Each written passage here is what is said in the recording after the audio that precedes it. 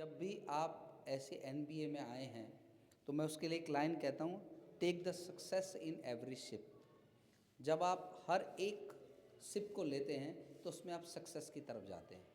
वो ऐसा इसलिए है कि आप जब भी आप सर से पढ़ेंगे, मैम से पढ़ेंगे और शिक्षक साथियों से पढ़ेंगे तो आप सक्सेस की तरफ एक एक सिप लेते हुए जाएंगे। अब इसमें कुछ एक बिंदु हैं, जैसे मैं ऐसा समझता हूँ कि आपको अपनी शिक्षा की तरफ जाने के लिए सबसे पहले अपना स्पेस डिसाइड करना चाहिए हमेशा, जो कि आपने पहले कदम में डिसाइड कर लिया कि एनबीए की तरफ आप आ गए। दूसरा, उसमें एक स्पेस की बात ये भी आती है कि जब आप पढ़ते हैं स्वयं, तो आप अपने घर के किस क्षेत्र में पढ़ रहे हैं, कहाँ पर पढ़ रहे हैं, वो पढ़ने का माहौल आपको बनाना चाहिए। दूसरा, आपको अपना टाइम टेबल हमेशा बनाना चाहिए, फ़ोन में नहीं, लिखित होना चाहिए, जो आपके टेबल पर, आपके बेड पर, जहाँ भी आप पढ़ते हैं, जो आपको आते जाते दिखे। इसके साथ साथ दो बातें होती हैं। जॉन मैस्लो ने एक बात कही थी, एक बहुत बड़े शिक्षा शास्त्री भी हुए हैं और मैनेजमेंट के भी हुए हैं। उन्होंने एक बात कही कि आपको लॉन्ग रेंज और शॉर्ट रेंज दोनों तरह की प्लानिंग करनी चाहिए और अपना गोल्स लिखना चाहिए, और वो गोल आपको आते जाते हमेशा दिखना चाहिए। जैसे मुझे अपनी नौकरी से बहुत प्यार है, ये लिखना चाहिए। मैं दिल्ली पुलिस में नौकरी करूँगा और दिल्ली पुलिस मुझसे प्यार करती है और मुझे नौकरी देगी। ऐसा विचार आप जितनी बार रखेंगे और जितनी बार मन में लाएंगे, ऐसा हो ही नहीं सकता कि आप कामयाब ना हो। और ऐसे ही और भी नौकरियों में, चाहे वो शिक्षा के क्षेत्र में हो या किसी और क्षेत्र में, अपना गोल्स जो हमने बात करी सेट करना चाहिए। सोना चाहिए अच्छे से, आपको नींद पूरी लेनी चाहिए, बिना नींद के आप डिस्टर्ब रहेंगे। दूसरा है, जहाँ तक हो सके पॉसिबल, जहाँ तक हो, अपने डिस्ट्रैक्शंस को हमेशा ब्लॉक कर देना चाहिए। जो भी आपकी ऐसे डिस्ट्रैक्शंस हैं जो आपको डिस्ट्रैक्ट करती हों, उसको अपने जगह से हटा देना चाहिए। अपने मेथड को, पढ़ने के मेथड को रिव्यू करना चाहिए हमेशा, और वो लगातार आपका हो रहा है। जैसे अभी आपने चर्चा की, अभी बातचीत की, आपने अपनी बहुत सारी बातें बताई और सर ने साथ साथ आपको उसका आंसर भी दिया कि उसको आपको ठीक कैसे करना चाहिए। तो ये रिव्यूइंग मेथड होता है। हालांकि जब हम अगर अपने पहले के टाइम में जाते हैं, जब हम पढ़ा करते थे, तो हमारे पास शायद क्या हमारे पास थे ही नहीं ऐसे अच्छे शिक्षक जो हमारे मेथड्स को रिव्यू कर सकें। तो हमारे पिताजी एक बात कहते थे कि बेटा, जब हम आंगन में सोते हैं और आसमान की तरफ देखते हैं ना, तो हमें तारे दिखाई देते हैं। तो आपको अपने पूरे दिनचर्या को रिव्यू करना चाहिए।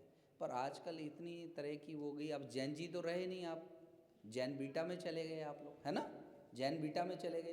तो जैन बीटा में चले गए तो जैन बीटा की तरह आपको सोचना भी पड़ेगा और उस मेथड को आपको रिव्यू करना चाहिए।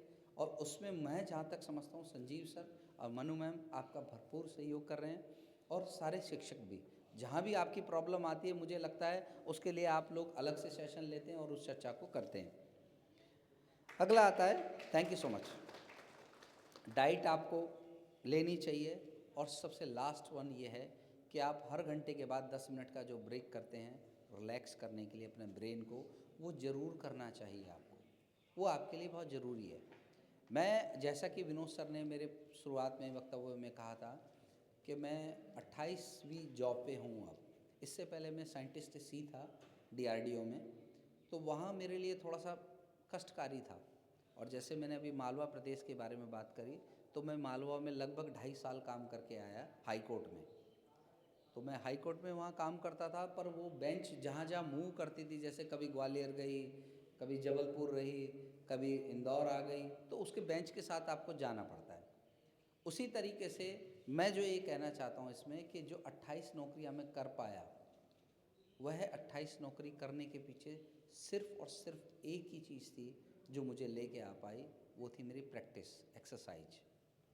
आप जितनी बार अपने एग्ज़ाम, सिर्फ पढ़ना ही नहीं होता, उसकी एक्सरसाइज करना होता है। जितनी बार आप उसकी प्रैक्टिस करेंगे, जितने एक्सरसाइज करेंगे, ऐसा हो ही नहीं सकता कि आप कामयाब ना हो। अभी एक पीछा मेरा अनुभव, एक बड़ा अलग अनुभव रहा कि पीछे जो केंद्रीय विद्यालय का एक जो इंटरव्यू ग्रुप होता है मैम सर, उसमें इंटरव्यू बोर्ड में मैं हमेशा हर साल जाता हूँ, केंद्रीय विद्यालय का और नवोदय विद्यालय के।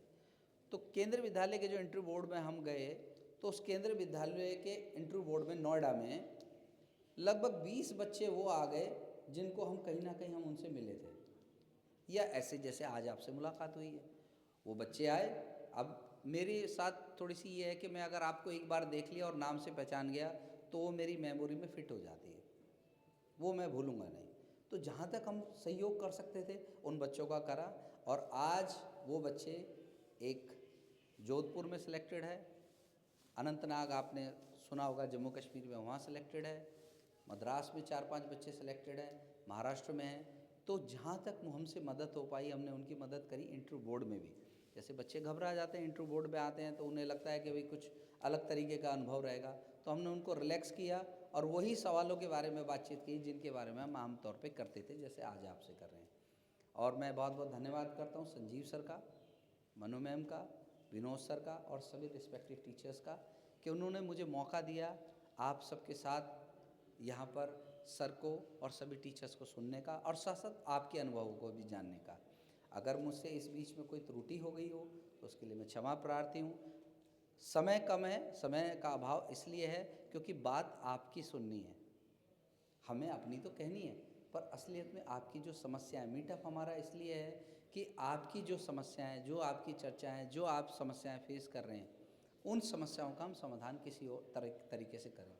सिर्फ इस मंच के माध्यम से मैं संजीव सर से एक रिक्वेस्ट करना चाहता हूँ कि सर ऐसी मीटअप आपको बार बार करनी चाहिए। ऐसी हाँ जी, क्योंकि ये मीटअप ना मुझे जहाँ तक लगता है बहुत बहुत लाभकारी है। उनके लिए जो सक्सेस हो गए उनके लिए तो है ही, जो इस लाइन में हैं उनके लिए बहुत लाभकारी। आप देखिए, सबकी आंखों में देखिए, आप गौर से देखिए, सबकी आंखें आपको चमकती हुई दिखाई देंगी, अर्थात वो सीख रहे हैं आपसे बहुत कुछ हर पल।